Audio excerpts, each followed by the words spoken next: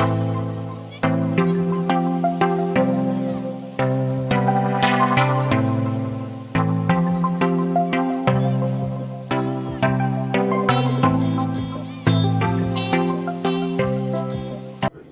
very healthy and warm good morning to all of you. I am Shailesh Kumar from Ox Arya Coaching Center. Welcome back on my YouTube channel SKB Mantu Sir. Dear viewers or dear students, today we gather here for a specific purpose because today is World AIDS Day. This day is celebrated by whole of community in the world because this day is very important for a specific purpose. The first one is to aware the people about this disease, and the second thing is that to fulfill our desire about the knowledge about any type of spreadable disease or any type of epidemic or pandemic, and the third one is to save our youth generation, and the fourth one is to improve or implement about the drug and different type of drug activities or information, and the last one is to discover the vaccine about this disease or HIV/AIDS. These 5 things are very important for this specific day, World AIDS Day. Dear viewers, मैं अपनी तरफ से ये बताना चाहता हूँ कि world ads day क्यों मनाया जाता है, why it is celebrated. The first question is that, and the second is that why should we celebrate this World AIDS Day. Question number 2, कि हम लोग को ये वर्ल्ड एड्स डे क्यों मनाना चाहिए. तो पहले वाले क्वेश्चन का मैं जवाब ये देना चाहता हूं कि पूरे विश्व में वर्ल्ड डे क्यों मनाया जाता है. तो पहला कारण ये है कि जब 19वीं शताब्दी चली इस पृथ्वी पर तो एक बहुत ही बड़ी महामारी देखने को मिली, और ये महामारी था एक ऐसे अननोन बीमारी से जिसके बारे में किसी को कुछ पता नहीं था कि ये बीमारी क्या है, इस बीमारी से लोग मर क्यों रहे हैं. जैसे जैसे समय बीतता चला गया तो लोगों में इसके बारे में दहशत फैल गई कि भाई बीमारी कौन सा है कि लोग को पता ही नहीं चल रहा है कि हो क्या रहा है, और बाद में ये लोग मर जा रहे हैं. और बाद में जैसे जैसे समय आता चला गया तो इसके बारे में बहुत सारा जानकारी इकट्ठा हुआ. यानी सबसे पहले 1920 ईस्वी में ये पता चला कि एक ऐसी बीमारी है जो शरीर की प्रतिरोधक क्षमता को कम कर देती है और वह व्यक्ति उस खास सिम्टम से डेथ कर जाता है.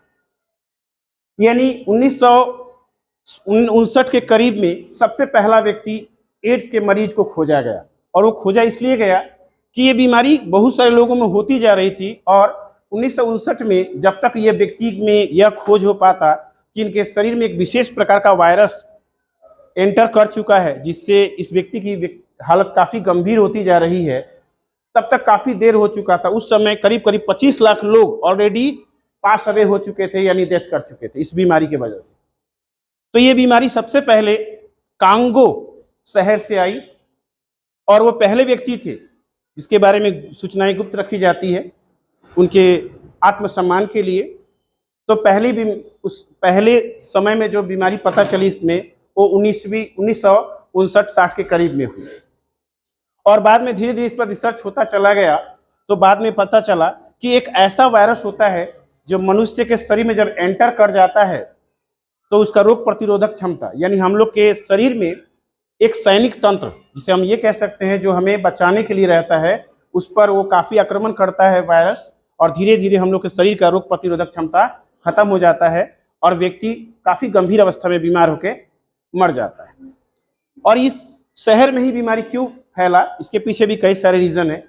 क्योंकि जो कांगो शहर है वहाँ पर वेश्यावृत्ति काफ़ी थी, और आप लोग जैसा कि आप लोग सिलेबस में करिकुलम में पढ़ा होगा कि एड्स का मतलब होता है एक्वायर्ड इम्यूनो डिफिशियंसी सिंड्रोम, यह एक सिंड्रोम है.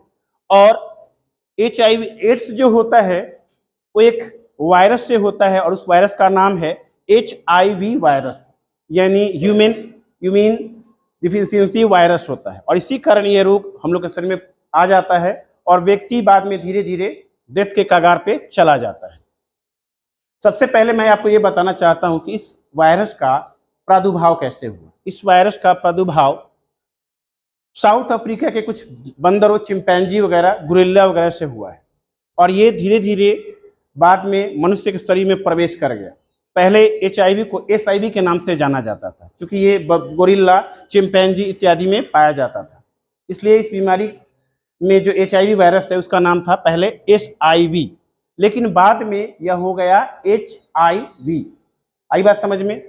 अब मैं आप लोग को ये बताना चाहता हूं कि इस बीमारी का सबसे पहला कारण क्या है। तो सबसे पहला कारण था अनवांटेड सेक्सुअल इंटरकोर्स, यानी एक ऐसी समस्या, यानी कि यह एक यौन चारित रोग है, यौन संचारित रोग है, जैसा कि आप लोग 9th में, 10th में, 11th में और 12th में पढ़ते हैं। इसलिए कहा जाता है कि भारत एक संस्कारों का देश है। यहाँ पर इस बीमारी का संख्या काफ़ी कम है, लेकिन बाद में धीरे धीरे अनअवेयरनेस के कारण ये भारत में भी काफ़ी तेजी से फैल गया। दूसरा कारण मैं ये बताना चाहता हूँ कि ताज़ा आंकड़ा के अनुसार करीब करीब आज भी पूरे वर्ल्ड में 35 मिलियन लोगों में ये बीमारी है, 35 मिलियन लगभग। और इतना ही नहीं, भारत में करीब करीब 2.08 से भी ज़्यादा मिलियन लोगों में ये बीमारी अभी भी व्याप्त है। इसे लोग सफ़र कर चुके हैं, यानी HIV वायरस उनके शरीर में किसी न किसी माध्यम से प्रवेश कर चुका है बच्चों। और ये प्रवेश इसलिए कर चुका है क्योंकि अवेयरनेस की कमी थी। और ये अवेयरनेस क्या है? लोगों में जागरूकता की कमी थी। लोग इस बीमारी को जानते नहीं थे कि ये बीमारी है क्या, ये कैसे फैल जाता है। तब जाके WHO ने एक फैसला लिया कि वर्ल्ड एड्स डे मनाया जाएगा और जिसमें लोगों को तमाम जानकारियां दी जाएंगी, जो जानकारियां उनके जीवन को रक्षा सूत्र में बांधेंगी। तो सबसे पहले मैं WHO को अपने तहे दिल से धन्यवाद देता हूं कि उन्होंने इस डे को मनाने की कोशिश की और मनाया भी। और ये पहली बार 1988 ईस्वी में मनाया गया। पहली बार 1988 ईस्वी में वर्ल्ड एड्स डे WHO ने मनाया और सारे दुनिया को ये बात बताई कि किन किन कारणों से एड्स फैलता है समाज में। एड्स के बारे में कुछ मिथक भी है, कुछ मिथ्स भी है और कुछ इंफॉर्मेशन भी है।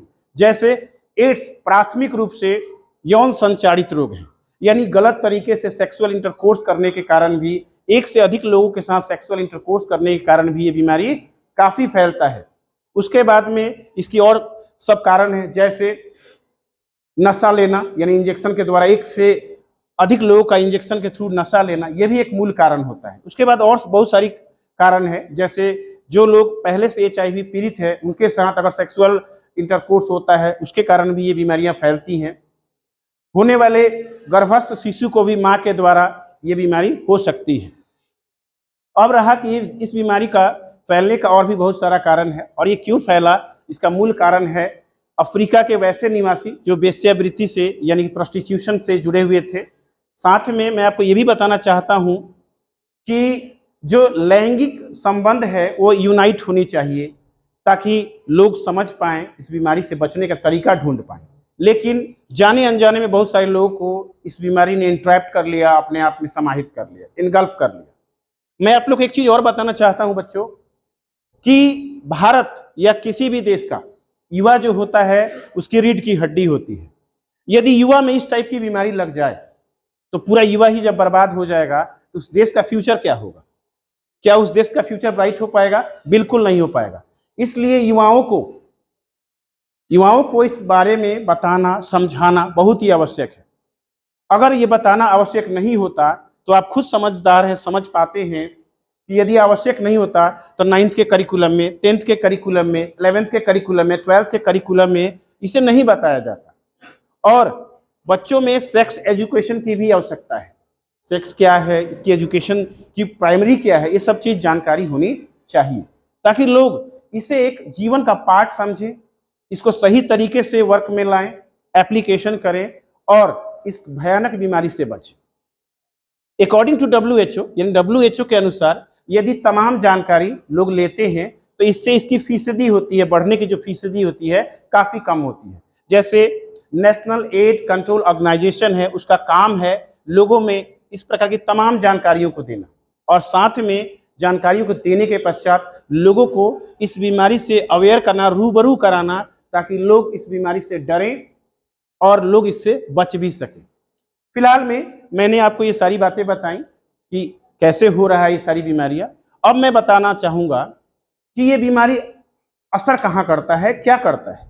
तो जब भी किसी व्यक्ति के शरीर में HIV का वायरस एंटर कर जाता है, चाहे वो माध्यम कैसा भी हो, सेक्सुअल ट्रांसमिटेड हो, चाहे इंजेक्ट जो संक्रमित सुइयां हो उसके द्वारा या किसी अन्य माध्यमों के द्वारा, तो सबसे पहले वो अटैक करती है, यानी जो वायरस है वो अटैक करता है हमारे इम्यून सिस्टम पर, खास करके WBC पर, व्हाइट ब्लड कर्पस्क्यूल पे, यानी श्वेत रक्ताणु पे। समझ पा रहे हैं आप लोग? क्योंकि वही हमारे शरीर की रोग प्रतिरोधक क्षमता को बढ़ाती है। जब ये इस पर असर करती है तो उसमें जो सेल होते हैं, जो डी सेल होता है, उसी पर यह आक्रमण करता है, जिसके कारण व्यक्ति का शरीर छोटी छोटी बीमारियों से ग्रसित होकर इतना कमजोर हो जाता है कि वह लास्ट में एड्स का मरीज बन जाता है। ध्यान रहे बच्चों, HIV is only a virus and AIDS is the causes of virus. HIV जो है एक वायरस का नाम है, HIV रोग नहीं है, लेकिन एड्स एक रोग है। HIV से एड्स तक बदलने में करीब करीब 8 से 10 साल लग जाते हैं। यदि किसी व्यक्ति को HIV है या HIV पॉजिटिव निकला ब्लड जांच करने के बाद, तो वह व्यक्ति करीब करीब 8 से 10 घंटे के बाद, 8 से 10 सालों में वह एड्स का मरीज हो जाता है और उसके बाद व्यक्ति की छोटी से छोटी बीमारी से मृत्यु हो सकती है। आई बात समझ में? दूसरी बात कि मैं आपको ये बताना चाहता हूं कि जब आप लोगों ने ये सुना होगा तो आपके मन में और मस्तिष्क में एक विचार आया होगा कि क्या इसका कोई इलाज है या नहीं। हाँ, इलाज है। इसका इलाज किया जाता है ART दवा से। अब आपको मैं बता दूं ताजा जानकारी के लिए, ART का मतलब होता है anti retroviral disease drugs, anti retroviral tablet या उसको मेडिसिन कहते हैं। ये क्या करता है कि शरीर के रोग प्रतिरोधक क्षमता को बूस्ट करता है। वो यानी कि WBC को बढ़ाने की कोशिश करता है, उसे स्ट्रेंथ करता है, उसे मजबूत करता है, ताकि लोग का जो प्रतिरोधक क्षमता वाला प्रणाली है वो स्ट्रांग हो सके और हर बीमारी से वो लड़ सके। ART एक ऐसा मेडिसिन है जिससे मेडिकेशन के दौरान लोग अपने लाइफ को लॉन्ग कर सकते हैं, जी सकते हैं बहुत दिनों तक, लेकिन ये इसका परमानेंट क्योर नहीं कर सकता है। याद रहे, ध्यान रखेंगे बच्चों, ART can't be cure the AIDS but it treat the AIDS. लेकिन ये दवा जो है वो एड्स का ट्रीटमेंट कर सकती है। What is the mean by treatment? Treatment मतलब इलाज, लेकिन क्योर का मतलब जड़ से समाप्त होना उस रोग का। मेरी बात समझ पाए होंगे? अब आगे मैं आप लोग को ये बात और बताना चाहता हूं कि आप लोग देश के भविष्य है। इसमें बैठा हुआ बच्चा कभी कोई डॉक्टर भी बन सकता है, कोई इंजीनियर भी बन सकता है, कोई साइंटिस्ट भी बन सकता है। इसकी जानकारी मैं इसलिए दे रहा हूं कि जब आप अपने फील्ड में वर्क करेंगे तो आपको जानकारी होनी चाहिए, मन में एक कसक होनी चाहिए कि अभी तक एड्स का टीका नहीं उपलब्ध है। आपको मालूम होगा कि आज से 2 साल पहले जब कोरोना आया तो वैज्ञानिकों ने चुनौती लिया, स्वीकार किया, और 1 साल के अंदर में कोरोना का वैक्सीन डेवलप किया गया। और कोरोना का जब वैक्सीन डेवलप हुआ तो लोग आज अच्छे से जीवन को जी रहे हैं, बहुत सारे लोग की जान बच गई, है ना। तो आप लोग के मन में कहीं ना कहीं बात प्रश्न आ रहा होगा कि क्या एड्स का टीका निकाला जाए, क्या एड्स का टीका निकला है या नहीं। इसकी भी मैं ताज़ा जानकारी दूंगा। एक कंपनी है मोडर्ना। मोडर्ना एक ऐसी कंपनी है जिसने कोरोना का वैक्सीन डेवलप किया था, और ये वही कंपनी है जो HIV वायरस के टीके को इजाद कर रही। अब तक करीब करीब 56 लोगों पर यह रिसर्च हुआ है, लेकिन ताज़ा तरीन समाचार ये है उसमें कि जो 56 लोगों पर रिसर्च किया गया है पूरी तरह से रिजल्ट इसका अवेलेबल नहीं हुआ है। माने ये बात पूरी तरह से साबित नहीं हुआ है कि वे 56 लोग स्वस्थ हुए या नहीं, यानी पूरी तरह से भी स्वस्थ नहीं हुए। इसका मतलब ये है कि जो मोडर्ना कंपनी है अभी भी रिसर्च में लगी हुई है, अभी भी वो रिसर्च कर रही है कि एड्स का टीका यानी वैक्सीन का डेवलपमेंट किया जाए, डिस्कवर किया जाए, ताकि लोग, एक जन समुदाय इससे बच सके। आप थोड़ा ध्यान दीजिए, पूरे वर्ल्ड में 8 मिलियन, यानी पूरे वर्ल्ड में 8 बिलियन लोग हैं, उसमें से 30 मिलियन से 35 मिलियन तक संक्रमित। अब समझ लीजिए कितना बड़ा आंकड़ा है। मेरी बात समझ पा रहे होंगे। अब चुनौती आती है उन देश के बच्चों पर जो अपने कंधों पर वो जिम्मेवारी लेकर चल रहे हैं आज से ही, कि जिस दिन वो डॉक्टर बनेंगे इस प्रकार की खतरनाक बीमारी को कोशिश करेंगे अपने हुनर से, अपने माइंड के सोच से इसको खत्म करने की। और ये सोच तभी खत्म हो सकता है, ये वायरस तभी खत्म हो सकता है जब हमें सोच उस रॉकेट से भी ज्यादा तेज हो जो असीमित गति से चलता हो। अब रहा कि मैं आपको ये बताना चाहता हूं कि अभी तक ताजा तरीन सर्वे के अनुसार HIV का टीका नहीं इजाद किया जा सका, उस पर रिसर्च किया जा रहा है। साथ में जो मॉडर्ना कंपनी ने जो वैक्सीन बनाई है उसने करीब करीब 56 लोगों पर ट्रायल किया, जैसा कि मैं पहले बता चुका हूँ। ट्रायल अभी चल रहा है, सक्सेस रेट कम है। सक्सेस रेट कम होने का मतलब ऐसा नहीं है कि जो मॉडर्ना कंपनी ने वैक्सीन बनाया है वो पूरी तरह सफल है, नहीं, लेकिन उसकी सफलता की रेट कम है। यानी होना चाहिए 100% या 90% कम से कम, उतना नहीं है। 30 से 25% रिकवरी रेट है। इस रिकवरी रेट को बढ़ाने के लिए वैज्ञानिक आज भी अनुसंधान कर रहे हैं, उस पर रिसर्च कर रहे हैं, उस पर नए नए तरकीबों को अपना रहे हैं। आगे मैं आपको ये बताना चाहता हूं बच्चों कि ये जो कंपनी है और भी रिसर्च कर रही है। एक चीज और, दुनिया में केवल 3 ही लोग ऐसे हैं जो एड्स होने के बावजूद भी पूरी तरह से क्योर हो गए, और वे 3 लोगों में एक महिला है जो न्यूयॉर्क महिला के नाम से फेमस है।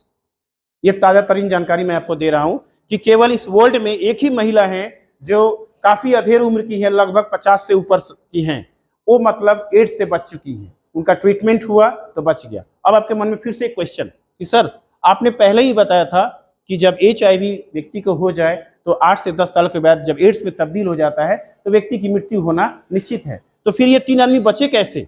ये 3 आदमी बचे with the help of stem therapy. What is the mean by stem therapy, मैं ये भी बताऊंगा आप लोग।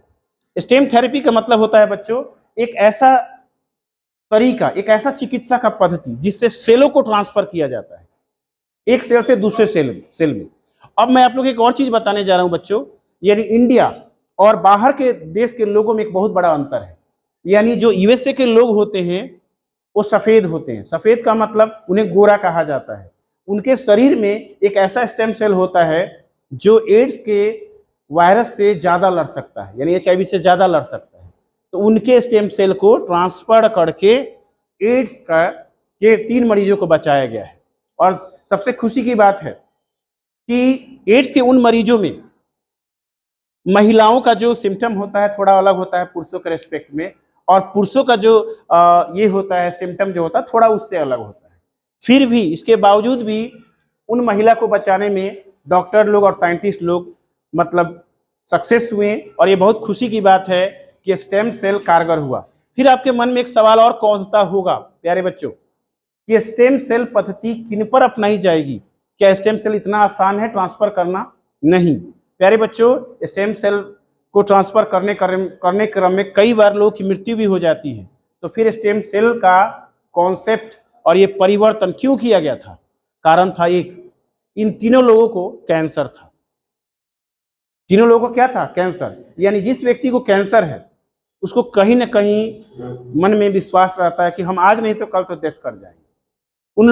वो लोग तैयार हुए स्टेम सेल ट्रांसफ्यूजन के लिए कि भाई स्टेम सेल हम ट्रांसफर करवा लेंगे, ट्रांसपोजिशन करवाएंगे, ऐसे भी मरना है वैसे भी मरना है। डॉक्टर लोग ने भी अग्री लिया कि हाँ, अगर आप मान लीजिए कि एड्स से नहीं मरेंगे तो कैंसर से मरेंगे, कैंसर से नहीं मरेंगे तो एड्स से मरेंगे, तो रहो इसी हाथ देख लिया जाए कि यदि आपका स्टेम सेल ट्रांसफ्यूजन किया जाए तो हो सकता है कि आपका जान बच जाए, और इसके क्रम में सफलता भी मिली। तो आपको एक और चीज मैं बता रहा हूँ बच्चों कि स्टेम सेल से कैंसर का भी इलाज होता है।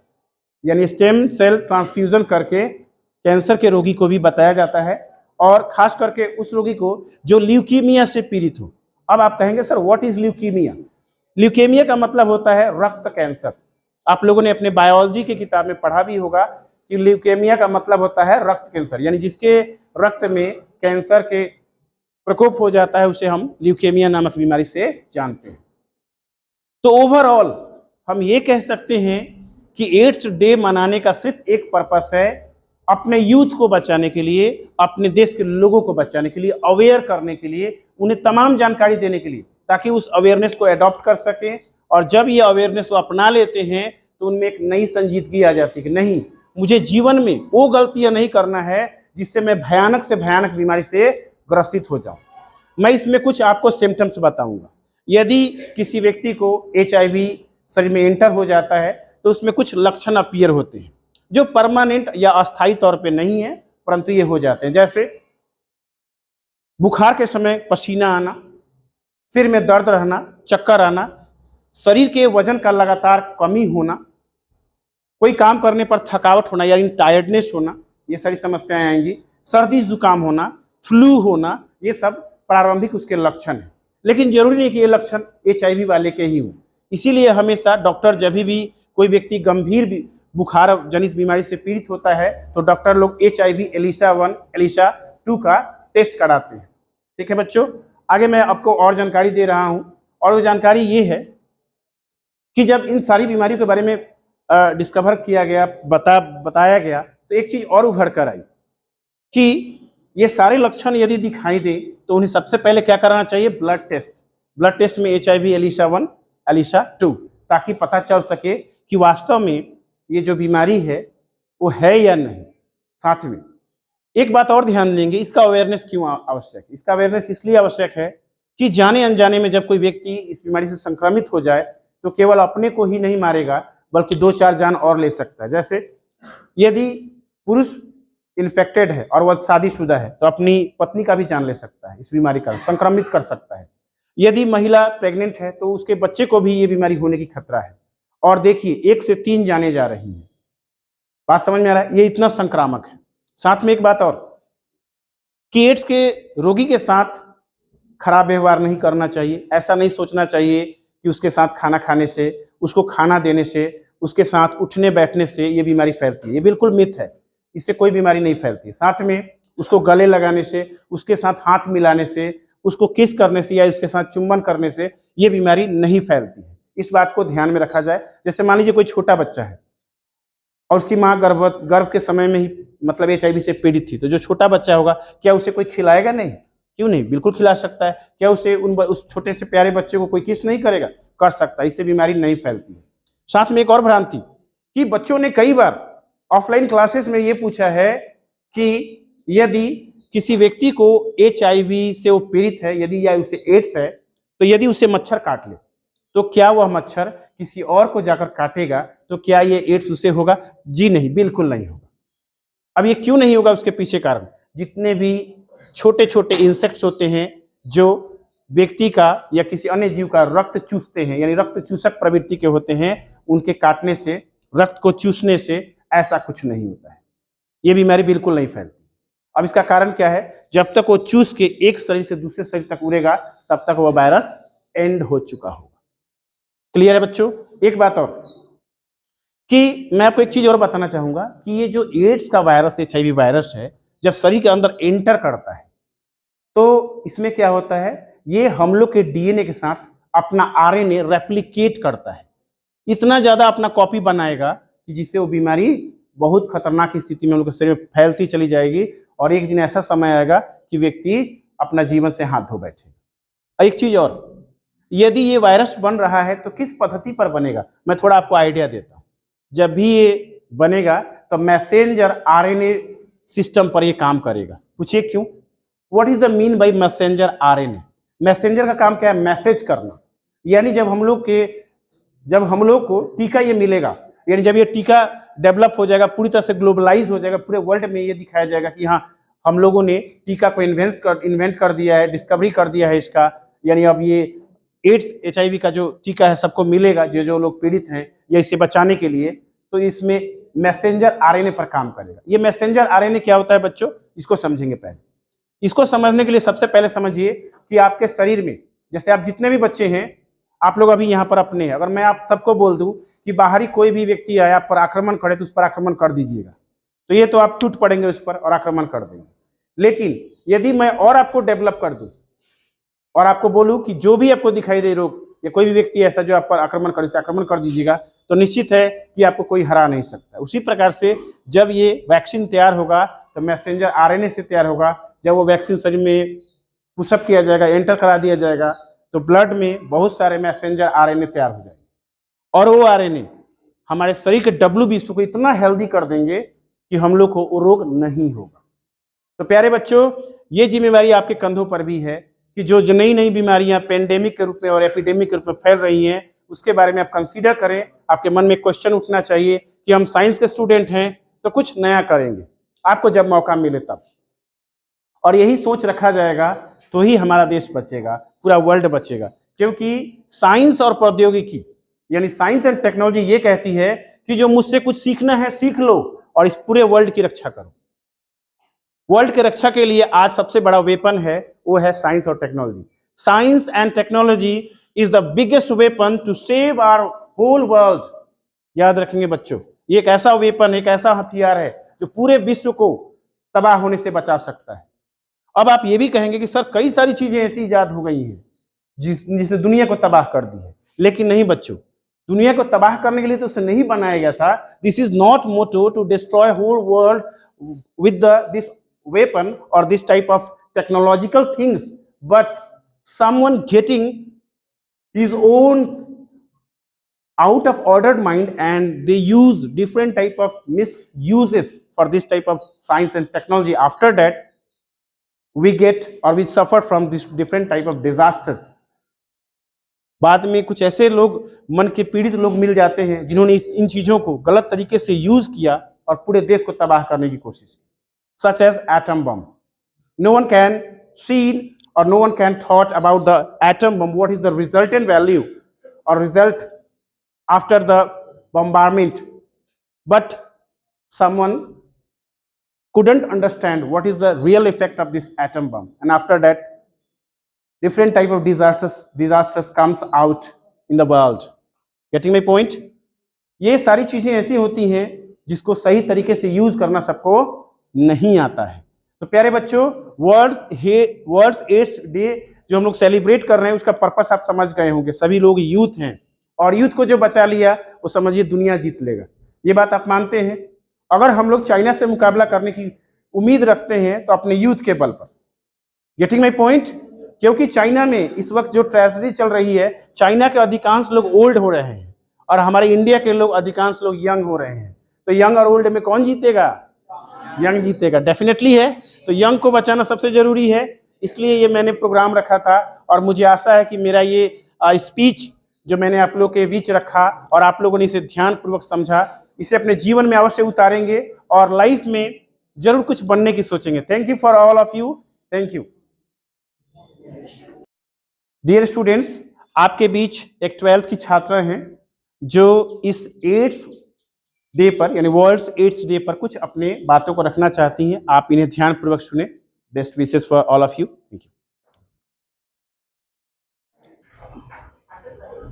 मेरा नाम निकिता गुप्ता है, मैं क्लास 12th में पढ़ती हूँ और आज हम सभी एड्स डे यानी वर्ल्ड एड्स डे के मौके पे इकट्ठा हुए हैं, जिसमें मैं आप लोगों को एड्स के बारे में कुछ बताना चाहती हूँ।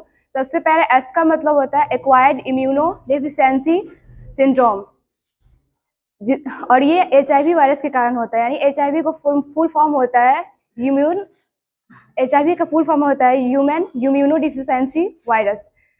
और एड्स का मतलब होता है कि एड्स का मतलब होता है कि एड्स से ग्रसित लोगों की मदद करना तथा उन्हें एड्स को रोकने के लिए उन्हें जागरूक करना और एड्स से जुड़े मिथ्यों को मिटाते हुए उन्हें शिक्षित करना।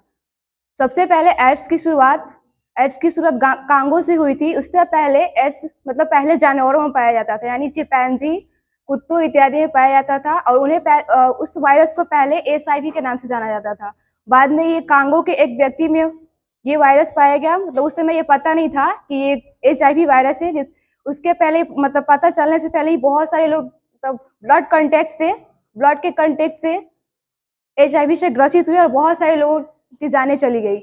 इसके बाद 19वीं सदी के शुरुआत में कांगो के एक शहर के व्यक्ति में एड्स के कुछ लक्षण पाए गए थे, जिन्हें बाद में उनका ब्लड टेस्ट किए जाने के बाद बहुत दिनों के बाद इस सर्च के बाद पता चला कि उन्हें HIV वायरस हुआ है और उन्हें विश्व में पहला एड्स से संक्रमित व्यक्ति माना गया, जिसके कारण सबसे पहले अमेरिका में बहुत सारे लोगों के बीच ये HIV वायरस के कारण बहुत सारे लोग मर गए, जैसे ये ब्लड के कांटेक्ट से फैलता है। क्योंकि HIV वायरस हमारे शरीर में प्रवेश करता है तो हमारे इम्यून सिस्टम को खत्म कर देता है। ये इम्यून सिस्टम हमारे शरीर में संक्रामक बीमारियों से लड़ता है तथा उन संक्रामक बीमारियों से हमारी रक्षा करता है। और ये HIV वायरस इन्हीं इम्यून सिस्टम को खत्म कर दिया, जिसके कारण जो एड्स से संक्रमित व्यक्ति होते हैं उन्हें कोई भी संक्रामक बीमारी आसानी से पकड़ लेती है और वो इसके कारण भी उनकी डेथ हो जाती है। और और एड्स के बहुत सारे लक्षण देखने को मिलते हैं, जैसे कि जिस भी व्यक्ति को एड्स होता है उन्हें बहुत सारे लक्षण देखने को मिलते हैं। इससे पहले शुरुआत में पहले उन्हें कुछ बुखार होगा, हल्का बुखार, खांसी, जो मांसपेशियों में दर्द होता है और बहुत ज़्यादा उन्हें पसीना आती है। इसके बाद अगर ऐसे लक्षण किसी व्यक्ति को देखने को मिलते हैं तो तुरंत डॉक्टर से संपर्क करें, और ताकि समय रहते इस बीमारी का इलाज किया जा सके। बहुत सारे लोग हैं जो ये समझते हैं कि ये जो बीमारी है उनसे किसी व्यक्ति कोई संक्रमित हो जाता है एड्स के बीमारी से, तो बहुत सारे लोग उनसे भेदभाव करते हैं कि उसे टच करने से या फिर उन्हें कुछ भी करने से, टच करने के माध्यम से ये फैलता है। लेकिन ऐसी कोई बात नहीं है, ये बीमारी टच करने से नहीं फैलती है, बल्कि ये ब्लड के कंटेक्ट से फैलती है। तो बहुत सारे लोगों जो किसी व्यक्ति को ये जाने अनजाने में ये एड्स की बीमारी से ग्रसित हो जाता है, तो बहुत सारे लोग उससे भेदभाव करते हैं। इससे बचने के भी बहुत सारे उपाय हैं, जैसे कि किसी भी मेल या फीमेल को अनवांटेड सेक्सुअल रिलेशनशिप नहीं रखना चाहिए, या कोई भी डॉक्टर्स को एक सिरिंज से तो इंजेक्शन दे रहे हैं और वो एड्स से ग्रसित है, HIV से ग्रसित है, तो वो इंजेक्शन फिर दोबारा दूसरे व्यक्ति को नहीं देनी चाहिए।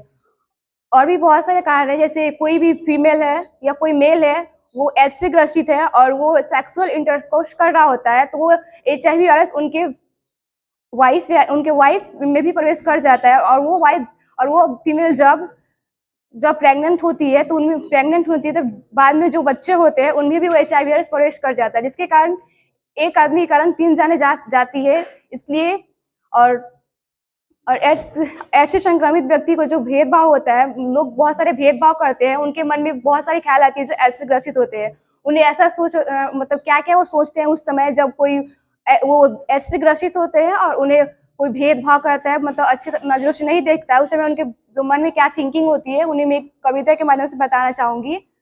मुझे भी थोड़ा जिंदगी जीने का हौसला दिला दो, मुझे भी थोड़ा जिंदगी जीने का हौसला दिला दो, मुझे भी गले से लगा लो, मुझे भी थोड़ा जिंदगी जीने का हौसला दिला दो। ये एड्स की चिंगारी मैंने थोड़ी न जलाई थी, ये तो मैंने विरासत में पाई थी। मुझे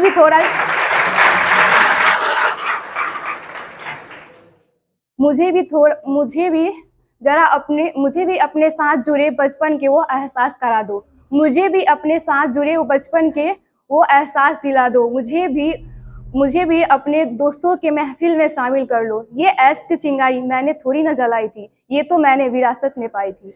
मुझे भी जरा बड़ा अफसर बनने का ख्वाब दिखा दो, मुझे भी जरा बड़ा अफसर बनने का ख्वाब दिखा दो, मुझे भी वो शाही वाली कलम पकड़ने की ख्वाब दिखा दो। ये एड्स की चिंगारी मैंने थोड़ी न जलाई थी, ये तो मैंने विरासत में पाई थी। मेरी भी जीवन को खुशियों से भर दो, मेरी जीवन का अंधेरा मिटा दो, मुझे भी अपनी बस्ती में मिला लो। ये एड्स की चिंगारी मैंने थोड़ी न जलाई थी, ये तो मैंने विरासत में पाई थी। मुझे भी जिंदगी जीने का कुछ थोड़ा हौसला दिला दो, मुझे भी अपनी बस्ती में मिला लो। ये एड्स की चिंगारी मैंने थोड़ी न जलाई थी, ये तो मैंने विरासत में पाई थी। ये एड्स की चिंगारी मैंने थोड़ी न जलाई थी, ये तो मैंने विरासत में पाई थी।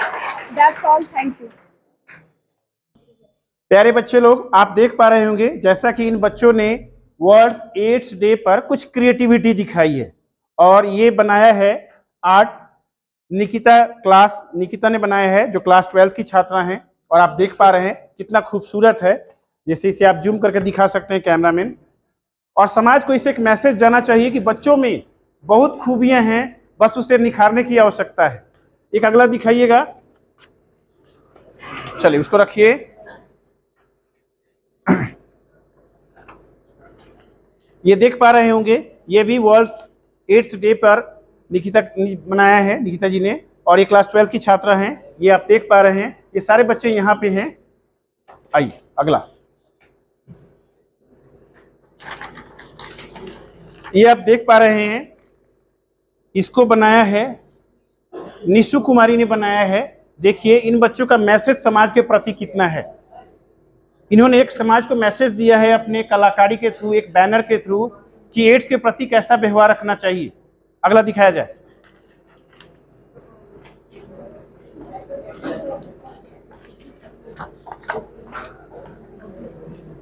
आप देख पा रहे होंगे एक तीसरा, ये बेहद ही खूबसूरत आर्ट दिखाई दे रहा होगा जिसको बनाई है रूपा चौहान जी ने, जो 12th की छात्रा हैं।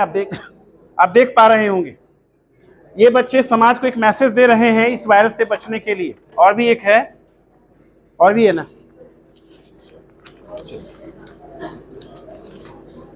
आप देख पा रहे हैं। ये भी बहुत खूबसूरत सा बैनर बना है जिसे अखिलेश जी ने बनाया है, जो क्लास 12th के छात्र हैं। ये यहाँ पे खड़े हैं और ये तीनों छात्राएं, थोड़ा इधर आ जाइए।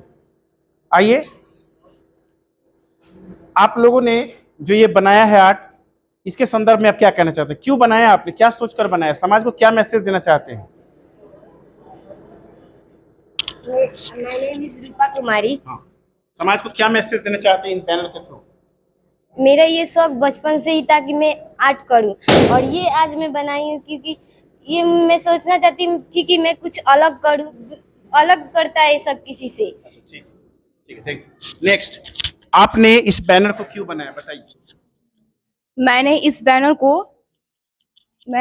को लोगों को जागरूक करने के लिए बनाया है, क्योंकि ये बैनर्स के माध्यम से मैं ये बताना चाहती हूँ कि अगर कोई व्यक्ति एड्स से संक्रमित है तो प्लीज उससे इतना भेदभाव मत करें, जैसे कि उसे टच ना करना, उन्हें खाना नहीं देना, ये सब कुछ नहीं करना।